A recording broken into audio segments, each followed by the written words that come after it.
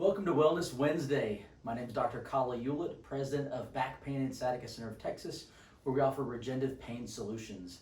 I'm excited to be on location today with our guest, Dr. Taylor Levick of Airrosti here in Conroe, Texas. And I got to tell you, I'm really excited to be here today because it was a couple of years ago I was in his office, not doing an interview, but actually receiving treatment for a condition that I had. Yes, I was getting treated at my office, but there's some very unique things that Taylor does here that really helped me. So, Dr. Levick, welcome to the show. Thank you for having me. Now, before we get started, I always enjoy hearing, how did someone first get interested in healthcare in the first place? So I think like a lot of people, I was having issues myself, chronically dealt with upper back pain and neck issues, and a lot of this was just me trying to figure out my own body. And so that led me into exercise and personal training, and from there went on to chiropractic school. And I think, and with a stop at massage therapy school in between the two. So I know, did you do massage therapy while you're going to chiropractic school? So I did massage therapy after my undergraduate, and then after that went on to chiro school. So Okay. yeah, so that was kind of the path, and having that personal training background and massage therapy background, and then becoming a doctor of chiropractic, it kind of allowed me to do what I do today. Okay, very cool. Now, I know for a lot of patients I talk to, when they hear the word chiropractic, and I'm guilty of this other professions. I hear Sure. dentist or optometrist. I don't know there's different subspecialties. And so in the field of chiropractic, there's multiple subspecialties. And so what Dr. Levick does here is you don't do a lot of adjustments, do you?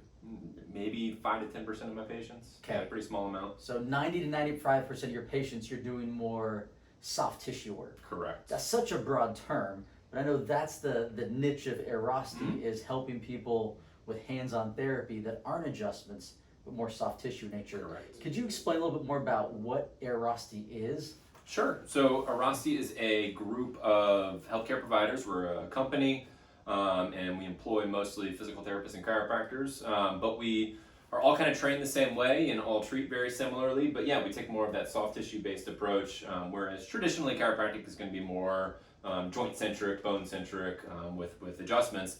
But we use our thumbs and elbows and get in there and work into the muscle tissue and kind of take that route of trying to help people. And then we couple that with therapeutic exercise. We teach people what they can do on their own to really have control over their pain. And we're kind of famous for getting rid of people quickly. They feel a lot better, and we teach them what to do to stay that way. So I think it's just out of the camera image here, but their tagline, it's right just out of there. It says, Airrosti, we fix pain fast. What's the difference? So going to massage therapy school, because soft tissue, a lot of people think, okay, muscles. What's the difference you found between massage therapy then when you got more into some of the Airrosti techniques? What would be the big difference? Someone's watching this trying to say, hey, I got a problem, it feels tight. Do I need to go see a massage therapist or more of a specialty like you offer? yeah, so I think we have a lot more training, because we've gone through a doctorate level program than most massage therapists would. So I think just having that knowledge base and bringing that to the table is really helpful. The technique is definitely more aggressive. I'm sure you can speak to that. It's not the most pleasant or most comfortable, but the results, speak for themselves. So yeah, I'd say it's just we bring that medical expertise, and then with a slightly more aggressive and focused treatment, we get the outcomes that we do. And I do want to, really, while I think the hands-on therapy is critical, I think teaching patients the exercises and stretches to work on, I think that's the magic, because after we do get them feeling better, a lot of times injuries do come back if you don't stay on top of things. So we try to teach them what to do to, we always say that we don't ever want to see you again for the same injury if we've done our job the right way. So. Okay, very cool. Yeah. Yeah, so when I came, I had a disc issue in my neck a few years ago, and so I was getting decompressed, I was doing natural injections, all these things at our clinic that we offer, but there were still some muscular issues that I knew needed to be worked out. And it was a therapy that I was aware of just from previous conversations with you and just my background and training. Even though we don't offer those therapies, I knew it was beneficial. So I actually made an appointment, and I think went through 2 or 3 sessions here. And he's not kidding. It's not, I'm a fan of massage. I think massage is wonderful. This was not therapeutic massage by any means. This was intense. It felt like, forever, but there was sustained pressure.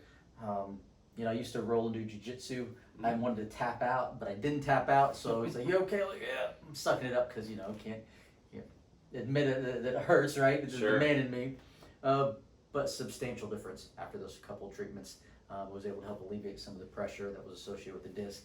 Good. And in conjunction with other therapies, did really, really well. And just like you said, you showed me some different exercises to do at home. Mhm. I love it because it wasn't like, hey, doc, you know what to do. You treated me like any other patient. We're like, hey, here's some exercises, here's some things to help stabilize it. And so I appreciate that. Yeah. As doctors, I will admit, all right, and anybody who's in the healthcare profession will admit as well, we're the worst at taking care of ourselves. Absolute worst. There's an old joke, the plumber always has a leaky pipe. The mechanic, his wife's car never works, right? So we're so busy taking care of other people that at times we neglect ourselves. And so when I got a problem, I needed professional help, and I was able to come to Dr. Levick. Yeah. What are some of the, let's say, top 3 big conditions that you see here? I'm sure like you guys, we see a lot of back pain and neck pain. That's so spinal pain for sure. Shoulder and knee issues. We see a lot of everything, but I'd say those are the things that we have the best success with. Do you see a lot of athletes here?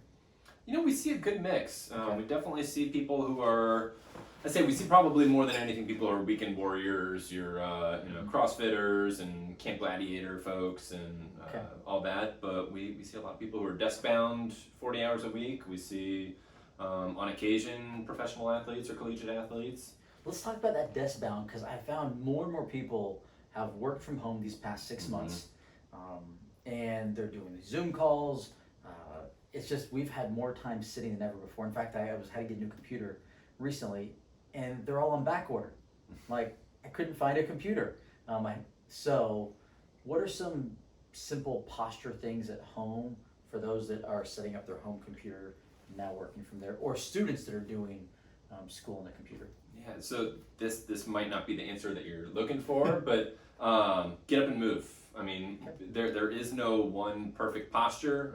We can strive to sit nice and tall, but I think even if we do that, eventually you're going to start to hurt just from being in one position for too long. Most of us adopt this bad slumped over position after a while, but the best thing that you can do is adopt a multitude of positions throughout the day. That way you're not overburdening one tissue or one joint. You're kind of distributing that workload amongst everything throughout the day. So get up and move.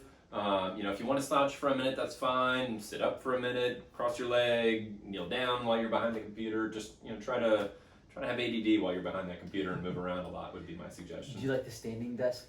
Yeah, I do, especially if you have the ability to sit down for a little bit in between, because I think a lot of people transition to that and they're not used to being on their feet for 8 to 10 hours, and then they have plantar fasciitis 2 weeks later. So, I'd say if you can elevate your desk and maybe you spend 3/4 of the day standing, but you still take sitting breaks, I think that's a great way to do it. Okay, good, very good. I had a patient a couple years back who worked at Chevron, and he said, I want to say it was Chevron, could be another company, but one of the oil and gas companies. And on his computer, they had it set for his department, or I don't know if it was company-wide, but it would time out like at 55 minutes. An alert went up that it was time to get up and move.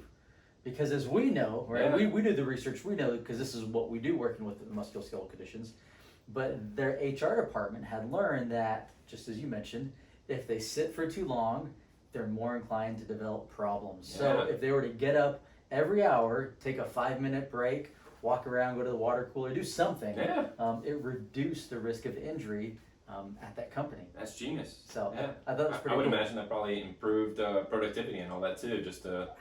Yeah, I would think so. And I said the only problem is now if you set the timer, remember this, you can't turn the timer off and keep working on the project.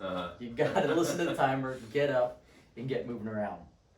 Good. Smart idea. Yeah. Now, you have a couple different rooms here, and in the camera view, maybe some of the rehab equipment. So you mentioned earlier that, hey, your goal is to get someone out of pain, do some of the therapies, alleviate that soft tissue. We keep saying soft tissue, but let's break that down a little bit more for those that are watching right now. Yeah. What are soft tissue injuries? So soft tissue, could really be anything besides bone, essentially. But generally we're talking more muscles and connective tissues like fascia and things of that nature. So your typical soft tissue injuries are going to be your muscle strains. That's probably a big one that we end up seeing. Definitely, tears do come in here periodically, and we don't have great success if it's a full tear. That's where we form those orthopedic relationships. But those are some of your big soft tissue injuries that you're going to see a lot of. Okay. Sprains, we see a lot of ankle sprains and back sprains and things of that nature too. Okay. And then as far as rehab, do you have them do lots of rehab here, or is it more, hey, let me show you a couple things and then you do them at home? Yeah, I mean, we'll show them stuff here, and certainly if it's a first visit, I'll make them do the sets and reps and make sure they're feeling everything in the correct areas. But once we kind of know that they've developed competency with that exercise, then yeah, they're encouraged to do that at home. Pretty much everything that we give them is simple, so they're not going to need lots of equipment or anything like that. If someone goes to the gym, then I can give recommendations of what they might want to try there. But yeah, we try to keep it simple as we can. Do you see more acute conditions, whereas in like someone's like, I was at Camp Gladiator, or I did something, I was at the gym, tweaked my back, pulled something, or more chronic conditions here? I'd say a good 50-50 mix of both. Okay. So yeah, I mean, I think it's easier to treat an acute injury as long as it's not super swollen and inflamed. Sometimes we might need medications to calm things down. So generally the more acute it is, the faster we can generally get it resolved, versus if someone's had back pain for 20 years, it can be much more of a challenge to get it there. But yeah, we see a good mix of both. Yeah. Okay, good. And that's that's more things like we'll see more chronic ones. If it's more acute, we may send to you if it's shorter in nature and it's like, hey, this isn't a degenerative big issue. So that's part of the hard part as a patient as well. It's when you have an injury, it's like, where do you go? Yeah. I find a lot of times patients will go to their primary care, and the primary care can be great, but it's impossible for one doctor to know and be able to treat everything. So it's great to be able to have different referrals or different specialties and subspecialties. Okay, 100%. This condition, you can go over here. This condition, you can go over here. This condition, you can go over here. That's why there's proctologists, there's ophthalmologists, right? There's cardiologists and so forth. Absolutely. Yeah, and even in the musculoskeletal field, there's different specialties. So 100%. So very, very good. Any final health tips for those sitting at home right now thinking, gosh, I'd love to get up and move around, but I'm stuck at my computer because I'm working crazy hours from home right now? What's words of wisdom and advice that you have for those? I'm going to repeat myself again. I think just get up and move. I know it's summer in Texas. It's very hot outside. People don't want to necessarily get outside a lot this time of year, but get away from your desk as much as you can. Take the dog for a walk. Just that general low-level activity throughout the day, I think, can be tremendous for our health. I know that there's a lot of Fitbits and other equipment that you can use now to monitor activity. It's an arbitrary number, but shoot for that 10,000 steps. Try to get up and move around as much as you can throughout the day. I like it. Move it or lose it, as they used to say. I like it. Yeah. So keep moving. And if someone wants to get in touch with you, what is the best way to contact you here? So best way would be either my email, which I guess I can give you. It's Dr. as in Dr. T. Levick, which is my last name, Levick at Airrosti.com. Or if you want to schedule a visit, our main number is 1-800-404-6050. Okay. And as you mentioned earlier, Airrosti, there is a group now throughout Texas, I know. Is it spread over the years? Is it throughout the entire country now? So we are primarily in Texas, but we've got locations in Virginia, in Ohio, and in Washington State as well. So yeah, very, very good. Spread out. Some of the buddies I went to school with are Airrosti practitioners throughout the state of Texas. So if you happen to be watching this and you're spread out, maybe Central Texas, South Texas, North Texas, definitely if you call that 1-800 number, they can direct to the provider closest to you. Yeah, and we're doing a lot more telemedicine too nowadays with in the era of lockdown, so that's another option as well. Okay. So. Very cool. Well, thank you for your time today. Thanks for having me. It's always great visiting with you, and likewise. until next week, you guys have a great one.